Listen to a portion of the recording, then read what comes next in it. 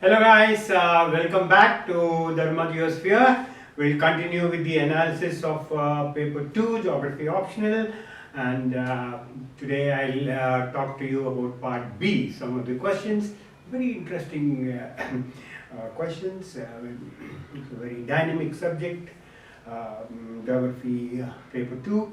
So we'll start. India has opened up its space for private sector for satellite based activities. Critically examine its implication, indicating the major security concerns.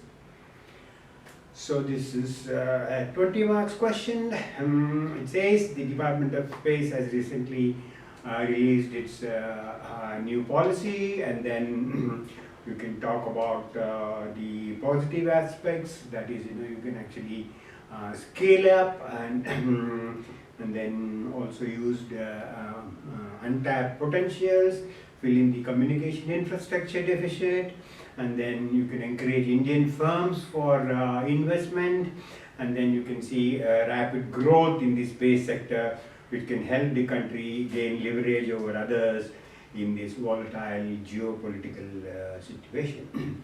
So, as far as the geopolitical situation is concerned, it will drastically be strengthened as far as India is concerned, along with its neighbors. And then, but what is more important in this question is it has asked to critically examine. So critically examine means you have to have solid negative points as well for this. So I have just listed down these negative points which I consider a very important one. So space technology is very expensive and needs heavy investment. So this kind of lucrative power is available only with the selected rich corporates. So there can be some kind of a monopolization of this sector. So far I understand only Sankhya Labs has shown interest in long-term investments. And then you have this in-space role, which has identified a government regulator to provide a kind of a level playing field for everyone. But however, in the past we have seen this has resulted in the governments favoring the private sector over the public sector, or leaning towards some specific private brands. So this could again lead to or add to the monopolistic tendency. ISRO, since its inception and all its successes, it has relied heavily on self-reliance and to make India self-reliant. But I'm not sure if private companies will which have, of course, their profitable interests, then developing just solutions to cater to the immediate socio-economic needs of the country will back up that self-reliant policy, because they have their own interest at stake.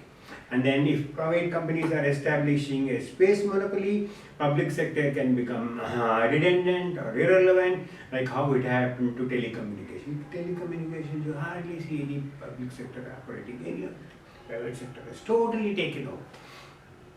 But then this can cause a concern as far as the security requirements in the space frontier is concerned, because the space frontier security concerns have increased manifold during the recent years.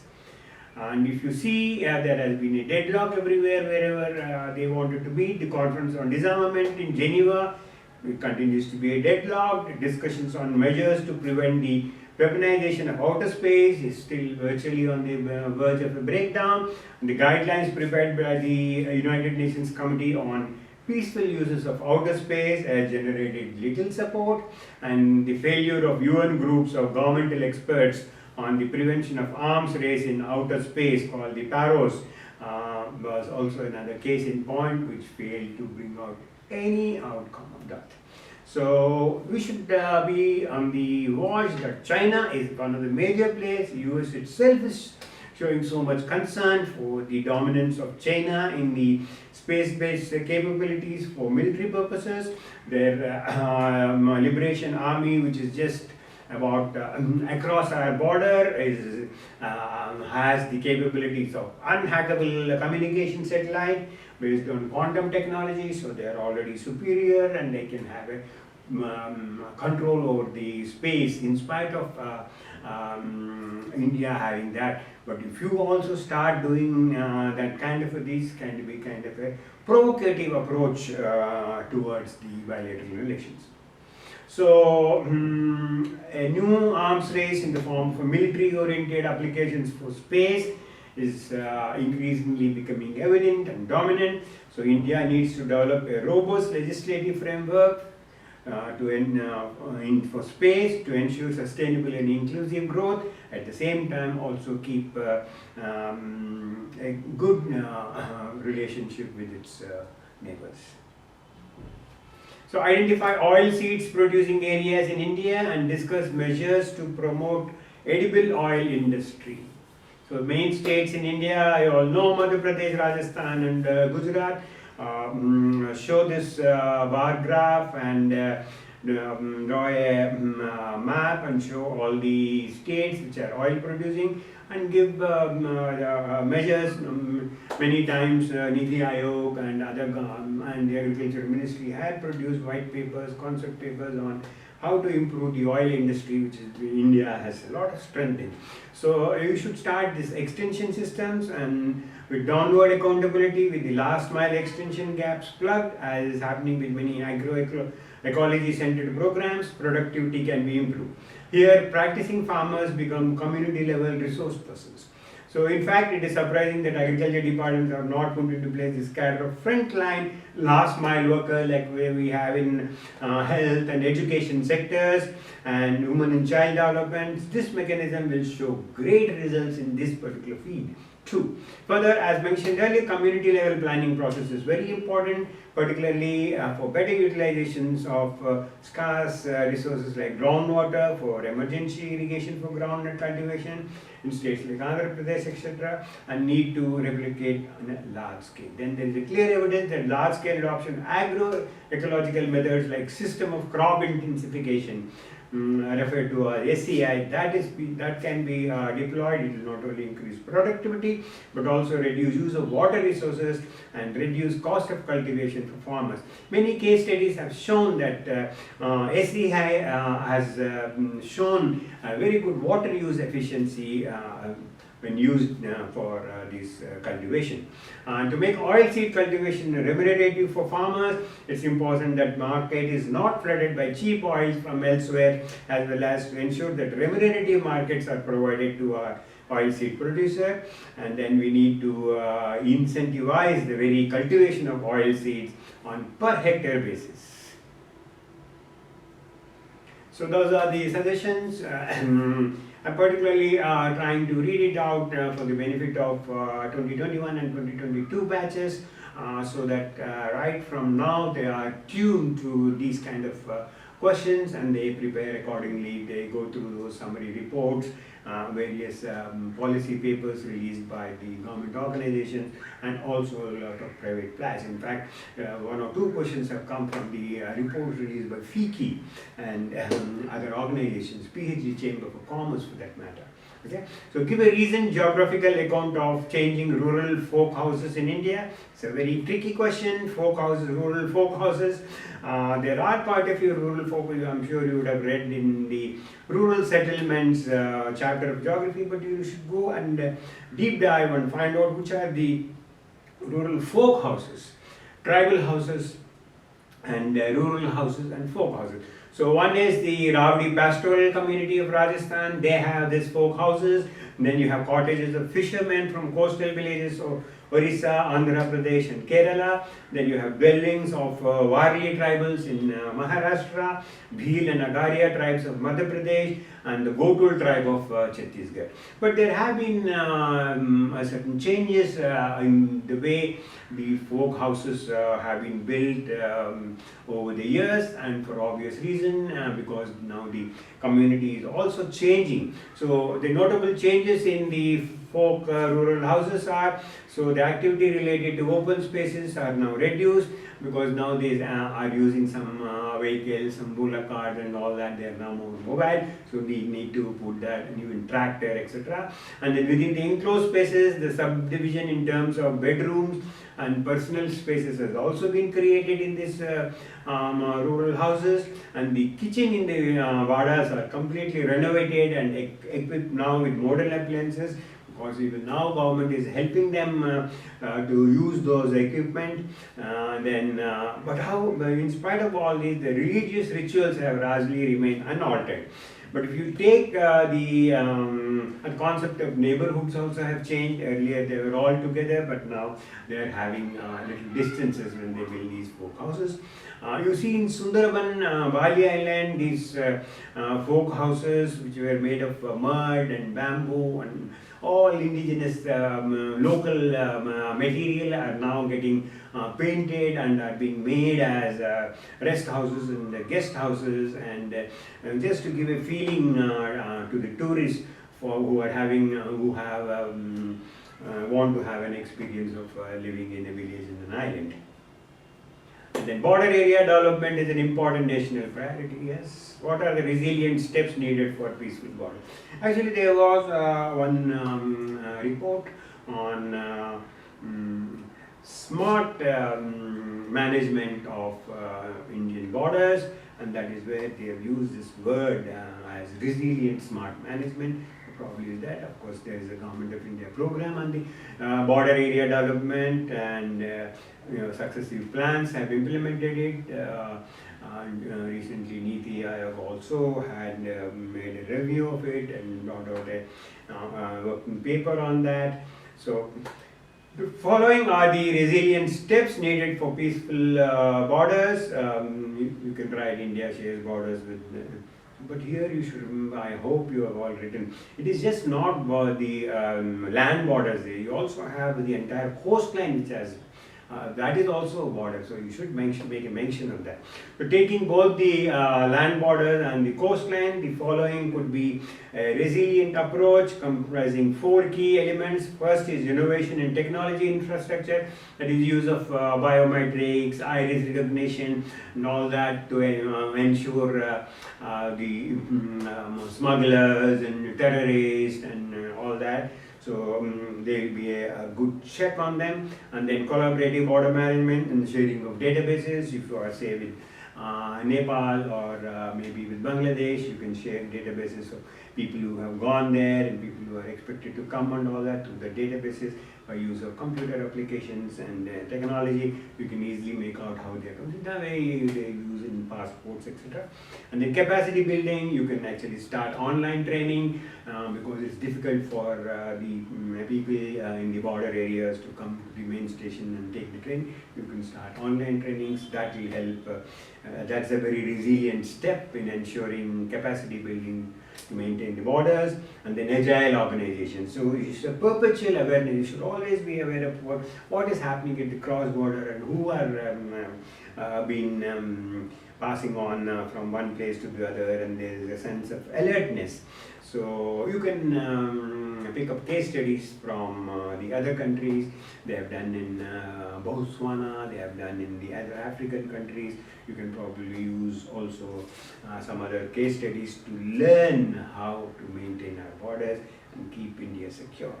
Guys, bring in passion. Geography is all about passion. Without passion, whatever you read in geography, it gets evaporated. I'm telling you very frank. But otherwise, for those who are passionate, many of the students are very passionate. They wait for my videos. They really put me always on my toes. Sorry, give notes on this, explain this. So that also excites me because I'm very passionate about geography. Then stunting and wasting among children are major consequences of food insecurity. Discuss various schemes of Government of India to address these problems and their achievements. So recently there was IFPR document which classified the status of hunger, and it put India in the category of alarming situation. You all know what stunting is, and you all know what wasting is, and India has been, some of the states are showing no progress at all as far as this is concerned, because of the very low nutritional value of the food. So these are the government programs, all of you know. We also did this in general studies, the PDS scheme, the ICDS, and MGNRAGS, and then Antyodaya Anna Yojana, then the Food Security Act. You should write at least one paragraph on Food Security Act, on how it is addressing the various nutritional problems of the Indian community. Then this is again appears to be a very straightforward question. So what excites me as far as the paper 2 is concerned is here is a chance you have to actually critically examine. Critically examine means bring in the negative aspects as well, where you don't have to be very careful, you have to just toe the government line. It is not. You can give your views. After all, tomorrow you are going to be district collectors, and you have to take a view based on what it is. So the spatial consequences of this essential commodities 2020 Act, I have noted a few. I'm sure you all know many more, but these 4 I thought are probably clinching. So the Act does not provide for periodic climate and natural issues. Say, for example, it could be locust attacks.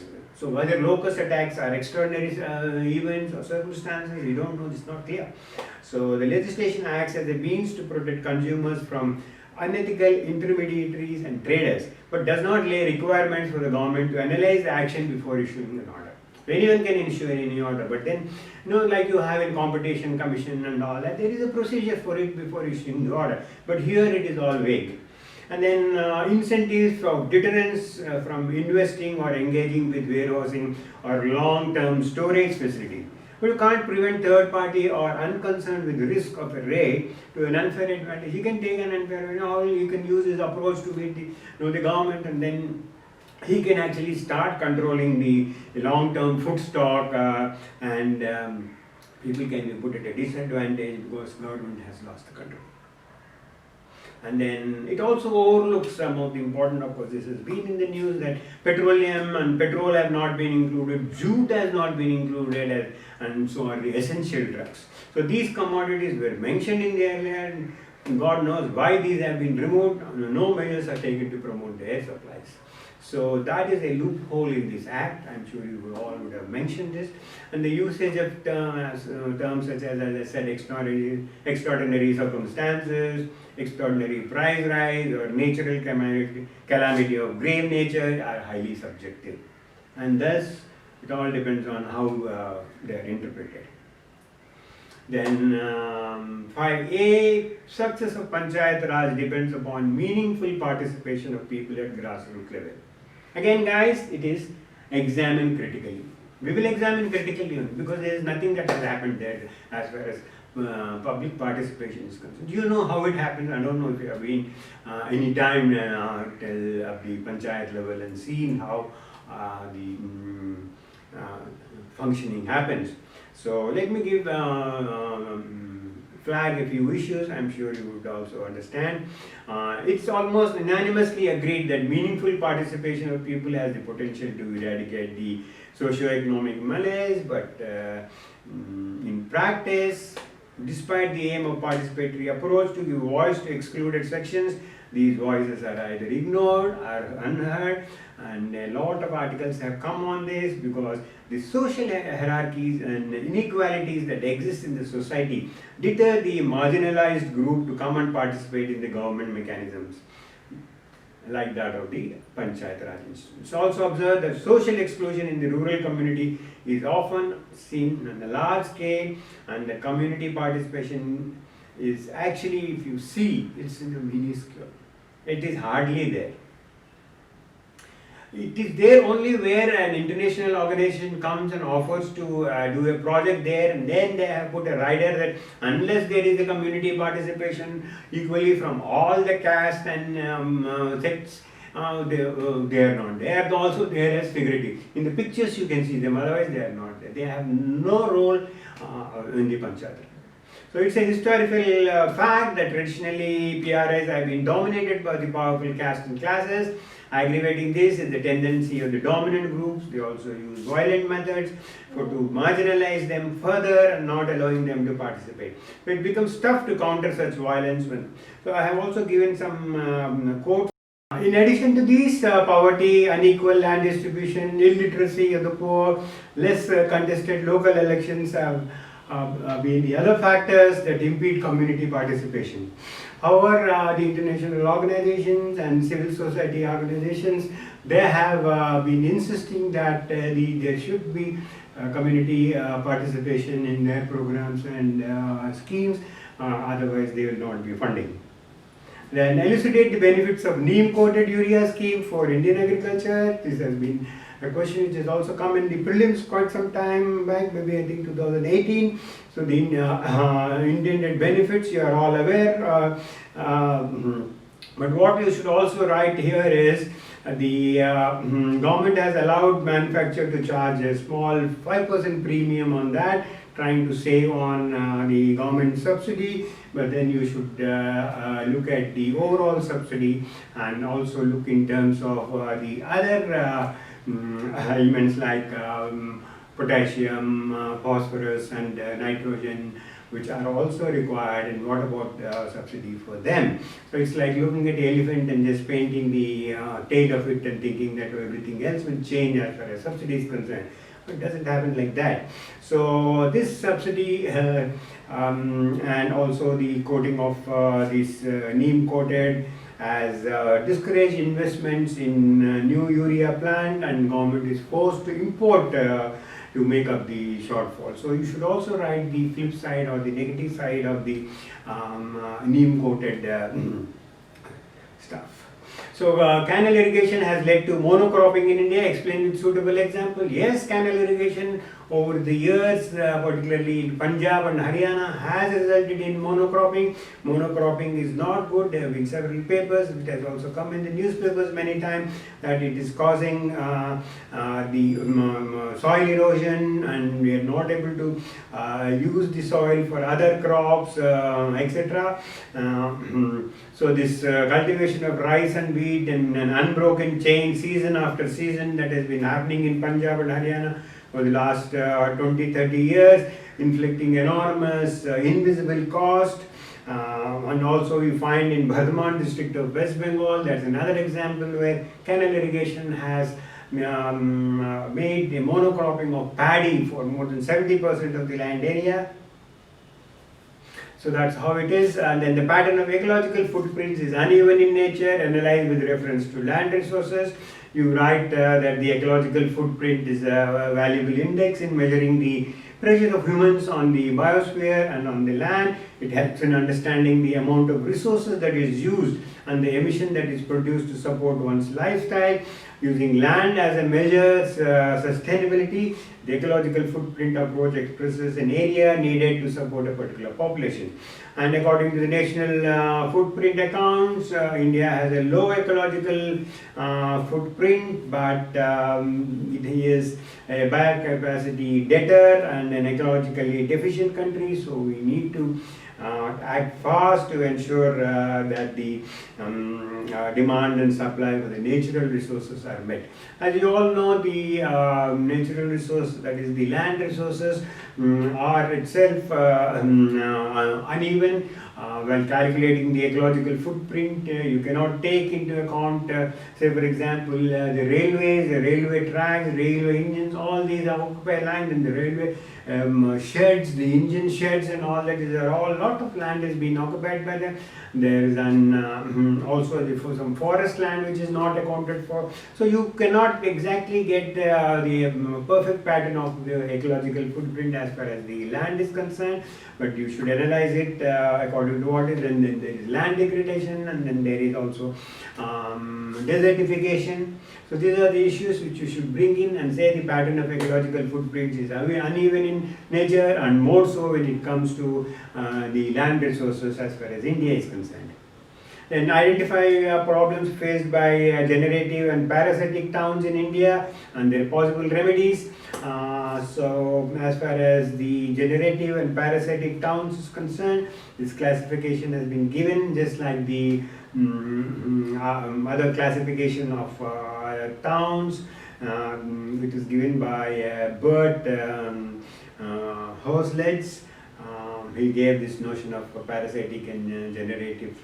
So as far as this is concerned, generative towns, they have a favorable impact on economic growth, whereas parasitic towns produce the opposite, negative effect, siphoning off the economic resources for the enrichment of privileged urban classes who render no real productive services in return. Whereas generative cities reallocate the bulk of its surplus and accumulated wealth, giving it back in the form of investment that benefit production and people, public infrastructure and human capital.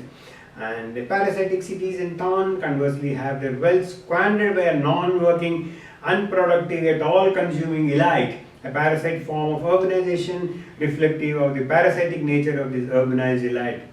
Thereby ensues. Sunita Narayan, the editor of Down to Earth, had come up with an article on the Delhi being a parasitic town.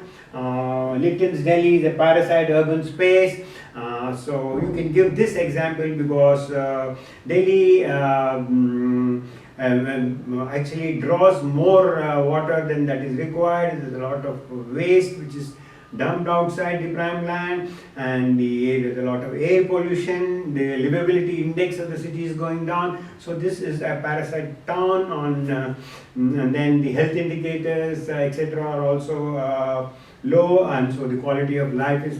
So you can use this as Litton's Delhi as a parasite town and write on that what are its problems and what remedial suggestions can you give for development of NCR and the way you should build the urban houses by including the various aspects to ensure its cleanliness, etc. All that you can give. You can also add Mumbai as another parasite towns or cities. You can use Thane, for example. That's also a kind of a parasite town. And then when it comes to talking about the more important town, that is generative town, I think there have been articles of Aizawl, capital of Mizoram, being generative, contributing on the whole to the growth of the national economy. It's well endowed, it maintains a green, harmonious and peaceful environment amidst a lot of states which are born a lot of insurgency, extremists, etc. It has a literacy rate of 90%, it's a large population of educated people, and then could serve as an innovative and a transformative resources, we provide it with proper skills. It has of course problems for a growing city like any other city, so that you can just mention it. So that is all, guys. A very interesting, a very pure geography kind of a paper. I'm really happy to have analyzed it for you. I'm sure you have enjoyed as much as I have enjoyed bringing it to you. There are another questions 6, 7 and 8. They are also quite interesting. I'll spend some quality time on that and interact with you on that very soon. I hope you all enjoyed as much as I have enjoyed in bringing this to you. This is very important. This is not a college exam or a degree exam where you just write routine answers. You have to have a very broad-based study. If you go around running around these commercial institutions and all that, you may not have time. So this is just kind of a submission and a request to 2021-2022 batches. Do a self-study. Have a mentor who can just guide you on what are the various topics or magazines which you should read. Have a very broad-based knowledge, and then sit back, study well, calmly, in a cool place, and some students have been approaching me for notes. Yes, I will give you all notes. You need not join any course. This is a free jig. It's a initiative to help students who can't afford the high fees and who want to waste time traveling all the way to Delhi or to the institutions, just stay at home. Whatever notes you want, you can just WhatsApp me. I will send you that notes, and whatever topic you need an explanation, I'll either do it online along with the other students, or I'll just bring out a video. So guys, stay confident, stay focused, stay safe, and then prepare well. All the best, and see you all soon. Bye.